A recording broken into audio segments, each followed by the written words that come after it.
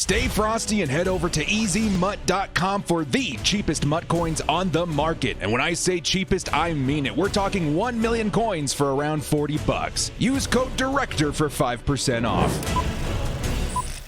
Yo, what up, brothers? What's up? It's the Director. Chargers fans, we gotta have an important conversation today as fans, because newsflash, our offensive line kind of sucks, and I feel like this is going to be a very important offseason for the Chargers to address offensive line, because we just got our franchise quarterback in Justin Herbert on the roster. Now, today's topic's actually coming in from the Bleacher Report community. I asked them yesterday. I don't know if you guys have been on the app and taken a look at their community section. It's actually kind of fire. One of you guys in my comment section said, "Hey, Director, go take a look. There's some pretty cool cats in there."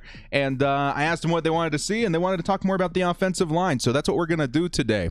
Now, again, very important that the Chargers address the offensive line. We could certainly do it through the draft. The Chargers are connected to guys like Rashawn Slater and Christian Darrisaw. But I do think it kind of starts in the offseason as far as free agency. You're not going to be able to patch up every single position on the Chargers offensive line through the draft. It's just not possible, in my opinion. You want to bring in some veteran presence for those guys to learn behind and to help those guys develop into our starters of the future. Now, the Chargers offensive line right now, not in a great situation as far as center or whatever.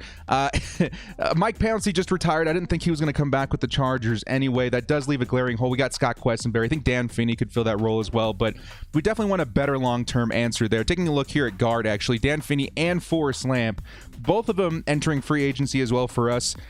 They might be really good depth pieces for another team, even us, I would say. So maybe we re-sign one of them. If I'm trying to pick between the two, maybe Dan Thuney. I'm not quite sure. Trey Turner was supposed to be our long-term option at right guard, and right now we don't know if it's going to work out. He's only 27 years old, so there's a huge chance that he returns with the team, but there is a big chance that we cut him and save $11.5 million in cap space. Take a look down here at tackle. Chargers also in a really bad situation. Brian Bulaga, he can be great, right? He can definitely be our good long-term solution as far as the next couple of seasons, but he's been very injury-prone, so I'd like to address a backup plan in case Brian Bulaga does go down. And, of course, left tackle, Sam Tevi. I think he had a better season last season, but when it comes to protecting Justin Herbert, that's just not going to do for me. I want somebody that's solidified out there, because we're talking Justin Herbert MVP season coming up. We want to give him every opportunity to succeed in that. I just don't think a guy like Sam Tevi fits that narrative for me. So in today's video, we're going to be going over the best case scenario offensive lineman in free agency that the Chargers can target in order to start building that offensive line before the draft. Now, before we get started, as a reminder, I am giving away a Keenan Allen jersey as a gesture of thanks to you guys so much for supporting this channel. All you got to really do is check out the link in the description, follow the instructions there, very, very simple, and make sure you are subscribed to this channel. I will be checking. You'll notice in that link as well, you can go subscribe to my brand new Madden Ultimate Team channel, which is worth 3 entries, just saying. So good luck to everybody out there. Hope this goes to a good home. And again, thank you so much to everybody that supported this channel. And with that, let's get into this one. Before we do, hit us up with a like and sub if you do enjoy this content. The small amount of time you guys take to hit the like, sub, and bell notification helps me out a lot. Let's get into this video. Lights, camera, action.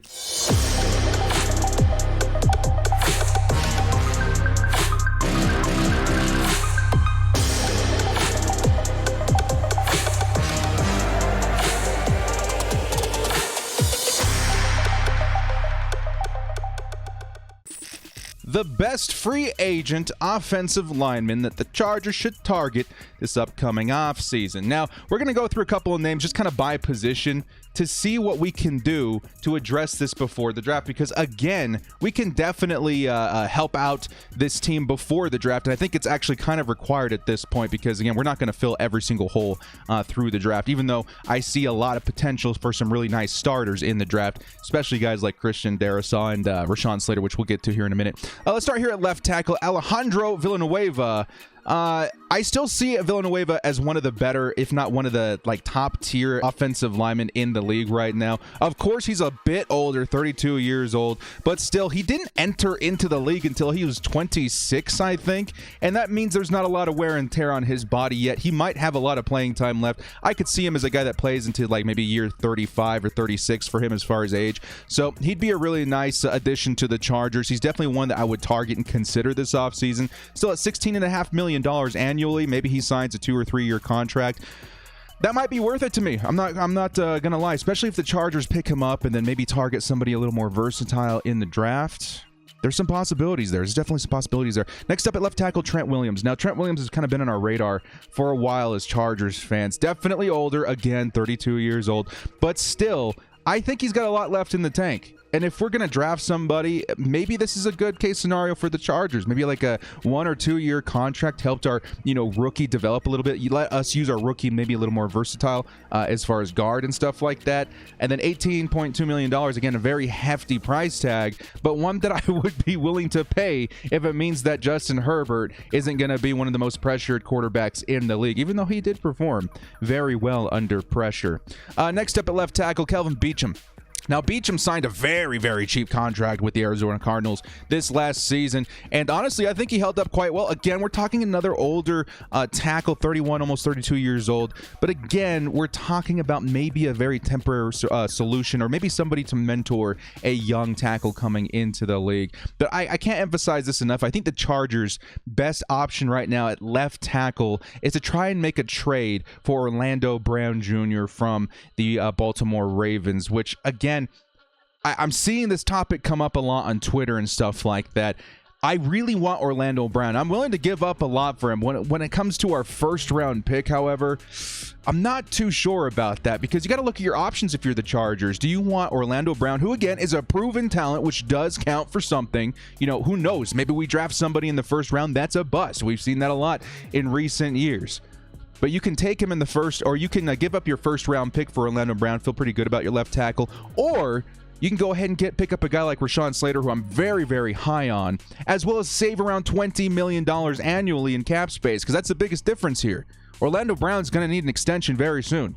If we pick him up, or if we trade for him and then don't extend him immediately, that's a really, really big dumb move. Because then it could be like a 1-year rental and we lose a first-round pick. It's not going to happen. If we do trade for him, we're going to extend him immediately, and that's about $20 million as far as a cap hit.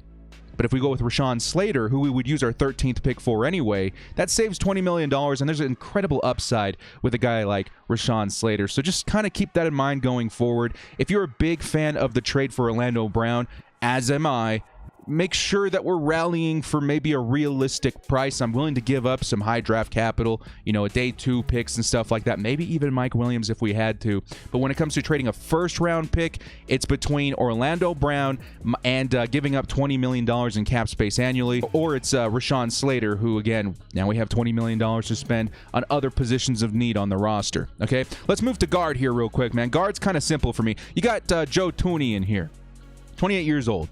He would be a very, very big signing for the Chargers, and I think he would definitely solve a lot of issues for the Bolts on the offensive line. Still $15.5 almost $million. We'd likely sign him to a long-term deal into his 30s.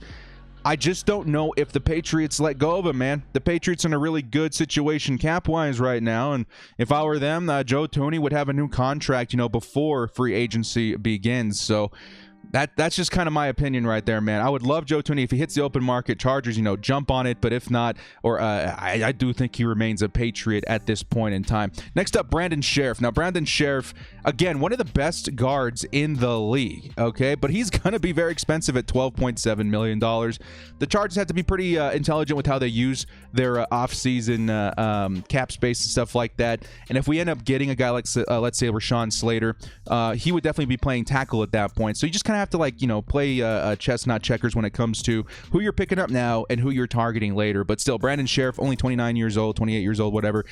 He would be a very good acquisition for the Chargers this offseason. Now, a name that I'm not seeing a lot of people bring up right now is Larry Warford, who could also play guard for the Chargers. I would say not too old, almost 30 years old, 29 years old.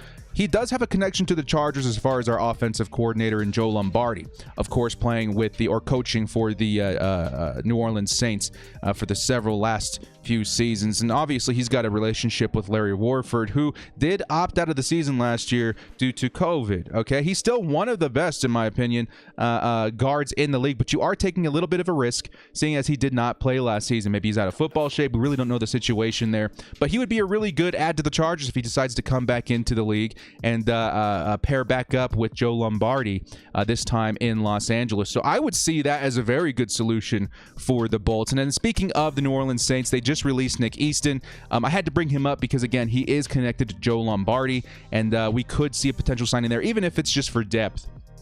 In Nick Easton because of that. Now let's move into center. Now again, center, kind of a big deal for the Chargers this offseason. We lost Mike Pouncey. Are we going to go into the season with like a Dan Feeney, Scott Quessenberry? I don't really feel comfortable with that. And in order to address that, I think free agency may be one of our best options. There are a couple of really nice draft prospects that I would look at as well. But one of the biggest names out there is going to be in free agency, and his name's Corey Linsley. I don't see Corey Linsley leaving the Green Bay Packers, if I'm being quite honest. He's just so good. He was probably one of the best offensive linemen, period, regardless of position, in the league last season. If we do decide to sign him, $9.7 million annually, that seems like a really, really good value. I would probably expect that to be a little bit higher.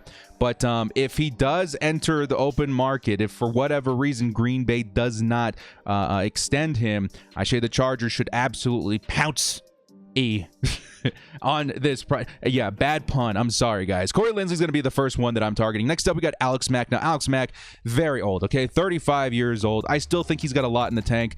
This would be a very temporary solution. It's a name I see brought up a lot. And honestly, I wouldn't be mad if we decided to pick up Alex Mack. But at the same time, it's such a temporary solution that I would probably pass and maybe look for somebody in the draft. But there's somebody that I do like quite a bit that the Chargers could pick up for a more long-term solution, in David Andrews, estimated at $7.1 million right now. David Andrews, this is the man that protected Tom Brady.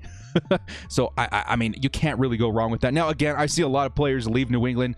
Don't see a lot of success in other places, especially if they're not playing with Tom Brady. But still, I think this would be a great addition. He's great in pass protection, and he's only 28 years old, so he would definitely be someone that I would consider to replace Mike Pouncey. And then last, we got Austin Reeder of the Super Bowl second place team, Kansas City Chiefs, $11.4 million. Again, I like his versatility. He's a great pass blocker, in my opinion. We need to protect Herbert, and if we don't have a plan for center, or if we're not really like confident in the draft prospects that we can take him maybe in like the third round, second round for the Chargers, then Austin Reeder would definitely be on my radar. And then finally, let's talk a little bit about right tackle. Now, right tackle to me, again, this is more of a contingency plan in case the Brian Bulaga project or experiment goes wrong. And to do that, there's a couple of names that I really like that offer enough versatility that it doesn't seem like wasted cap space if Brian Bulaga does have a full season. And one of those biggest names for me is Darrell Williams. He's kind of emerged as one of my favorite players to pick up this offseason as far as offensive lineman because of his versatility. Only 28 years old. He's very versatile, is again why I'm pointing him out. I'd snag him maybe to even replace Trey Turner if we decide to let him go. $7.8 million, maybe a little bit on the low side as far as Spot Rack is concerned, but again, I would snag him at that price point immediately because even if Brian Bulaga has a full season, he's so versatile, I'd plug him in at right guard. We'd probably see a lot of success with him, and then maybe if Brian Bulaga goes down at any point in the season, we can move Darrell Williams to the right tackle position and still feel pretty confident in our protection for Justin Herbert. So Darrell Williams kind of snuck into this list as I was doing my research. I was like, wow, what a great backup right tackle and what a great immediate answer to right guard if we need to use him in different positions on the field. And that's going to be the same case with this man here in Jermaine Ifedi. He had a pretty good season with the Bears this last season, and again, I point him out at right tackle because of his versatility. He would be a really good depth piece and could play right guard if we decide to let go of Trey Turner. And again, as a contingency, as a contingency to Brian Bulaga, he could play right tackle in a pinch as well for us. So that's going to kind of be my plan as far as free agents in the offensive line this year, guys. I want you guys to let me know if there's any other names that maybe didn't make this list that you would be very optimistic about the Chargers picking up or very adamant about them adding to the roster this season.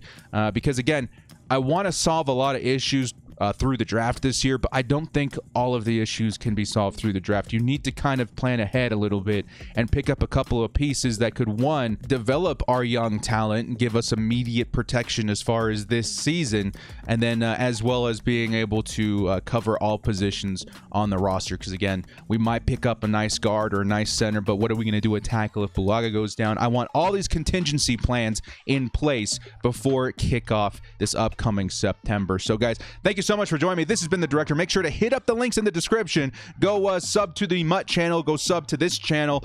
Get yourselves in line to maybe win that signed Keenan Allen jersey. Thank you guys so much for joining me. This has been the Director. We'll see you next time. And as always, bolt up and stay frosty.